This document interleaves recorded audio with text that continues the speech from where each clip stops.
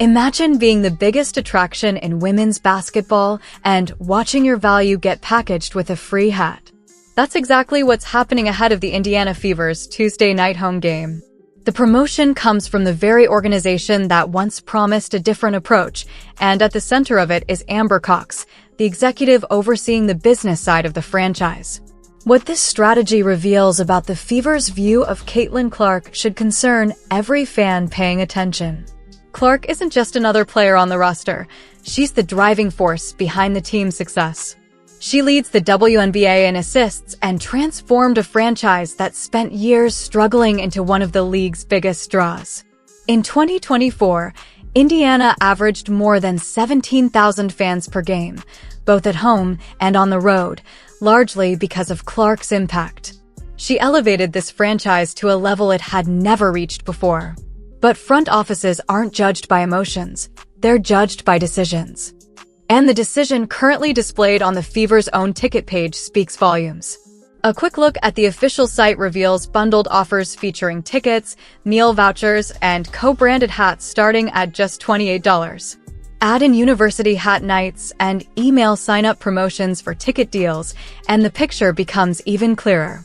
This is the organization controlling the most sought-after attraction in the sport, yet its marketing strategy revolves around discounts, bundles, and giveaways.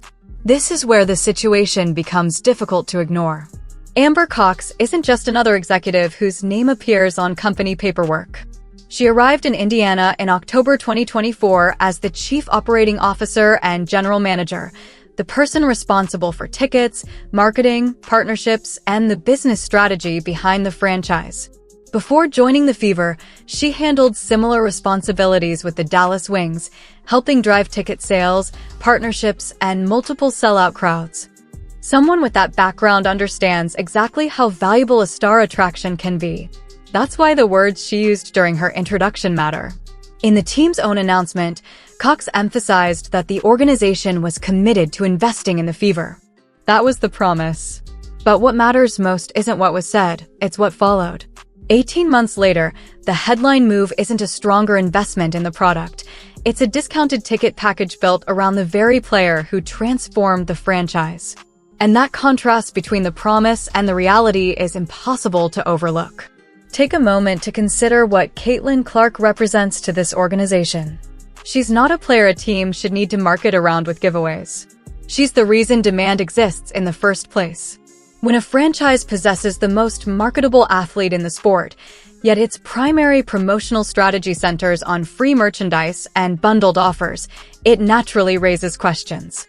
What is the organization truly focused on protecting, the long-term value of its biggest asset or the short-term numbers on a financial report?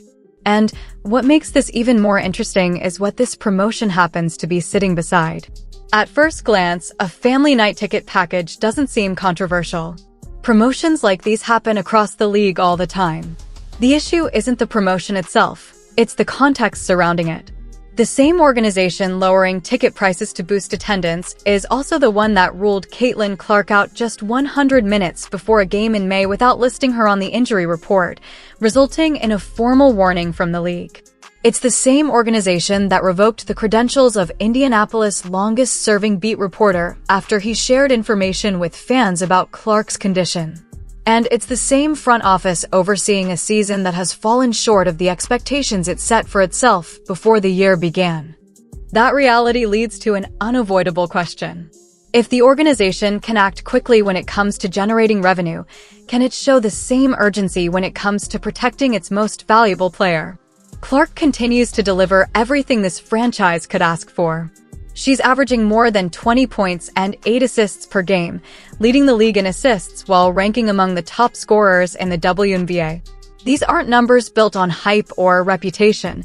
They're the production of a player carrying one of the heaviest responsibilities in the league. Yet, while she continues to shoulder that burden on the court, the marketing strategy built around her centers on ticket bundles and meal vouchers. And that's why this situation feels uncomfortable. It highlights where priorities appear to be placed. The quickest decision was the one tied to revenue, the one that was approved, published, and sent directly to fans. The decisions people are still waiting for involve protecting Clark's health, managing her workload, and building a roster capable of sharing the responsibility she carries every night. The franchise found immediate urgency when it came to the promotion. What many fans are questioning is whether that same urgency has been shown toward the player making the promotion possible. And once you follow the logic behind the discount, the bigger picture starts to reveal itself. Here's the reality. Products that truly sell themselves usually don't need discounts. Price cuts happen when there's concern about demand. Now, to be fair, no publicly reported attendance numbers have confirmed any major issue, so it's important not to overstate the situation. But what cannot be ignored is the behavior coming from the front office. The promotions are real, the ticket bundles are documented, and those decisions suggest a level of concern that fans can't help but notice. What's even more revealing is how that concern was addressed. Rather than responding by strengthening the product, easing the burden on the player driving attendance, or building a season capable of generating excitement on its own, the solution became another promotion. That was the decision, and that's the foundation of what Tuesday night's marketing push represents. Looking beyond basketball, history offers a familiar lesson. Decades ago, the owner of the Brooklyn Dodgers repeatedly assured fans that the organization was committed to them. Publicly, all the right promises were made. Yet, in October 1957, Walter O'Malley relocated the franchise to Los Angeles, leaving Brooklyn without Major League Baseball and leaving many fans feeling betrayed for generations. This isn't a suggestion that anything similar is happening with the Fever. It isn't. The comparison highlights something much broader, the gap that can exist between what organizations say and what they ultimately do. Fans tend to remember that gap for a very long time. Amber Cox spoke about investment and commitment when she arrived.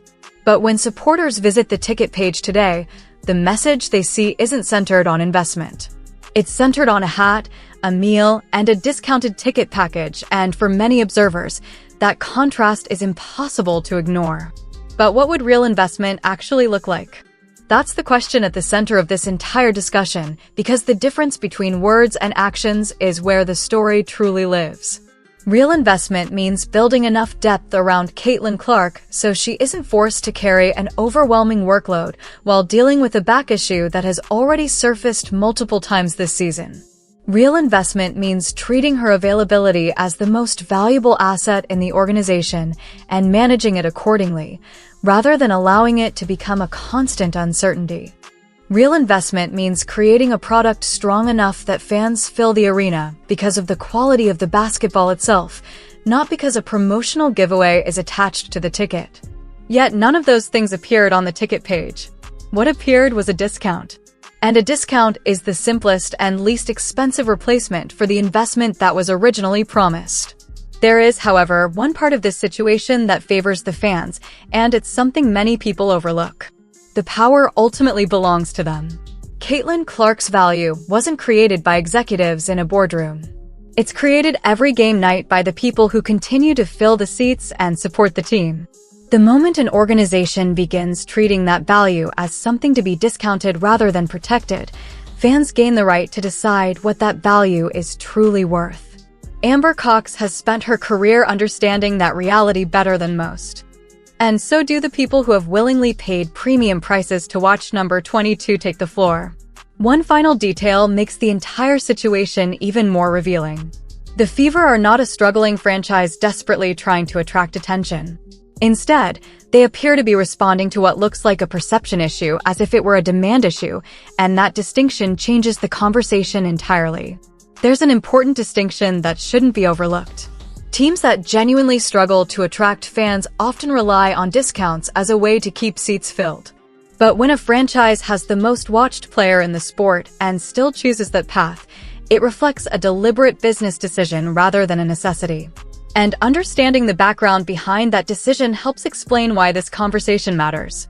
When Amber Cox arrived in Indiana in October 2024, she stepped into a leadership role within a front office headed by Kelly Krauskopf, taking over responsibilities previously held by Lynn Dunn.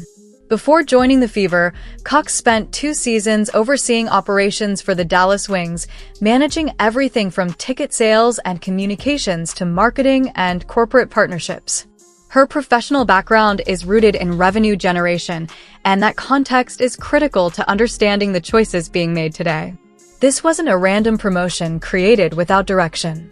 When the response to having the most valuable athlete in women's basketball becomes a discounted ticket package, that's the result of a strategic business decision. A revenue-focused executive made a revenue-focused call. And for many observers, that decision sends a message about how the organization currently views CaitlinClark, not primarily as a long-term asset to protect and build around, but as the centerpiece of a short-term sales strategy. That brings the story back to Indiana. On Tuesday night, the Fever will take the court at Gainbridge Fieldhouse, and the arena will likely be packed. But many fans won't be there because of a promotional hat or a discounted meal voucher. They'll be there because CaitlinClark is playing. The organization will count the attendance, celebrate the turnout, and point to another successful game night. Yet the promotional offer will remain visible, quietly serving as a reminder of the larger debate surrounding the franchise. For critics, it represents more than a ticket package. It represents a question about priorities and about how an organization chooses to value the player responsible for generating so much of its attention, revenue, and success. And that's ultimately the question at the heart of this entire discussion. Amber Cox spoke about investing in the future of the franchise, promising a vision that would strengthen the Fever both on and off the court. But for many observers, the actions that followed have created a noticeable gap between those promises and reality. The concern isn't simply about a promotion, a family night package, or a discounted ticket offer. It's about what those decisions seem to reveal regarding the organization's priorities at a time when it possesses the most influential player in women's basketball. CaitlinClark isn't just another star athlete. She has become the face of the league, a player whose presence drives television ratings, boosts merchandise sales, fills arenas across the country, and attracts new fans to the sport. Every time she steps onto the court, she generates attention that most franchises can only dream of. That's why many fans find it difficult to understand why the conversation around her often seems centered on marketing opportunities rather than long-term protection and support. When the biggest attraction in the sport is also being used as the centerpiece of bargain-priced offers, it naturally raises questions about value, strategy, and vision. The issue becomes even more significant when viewed alongside everything else that has happened this season.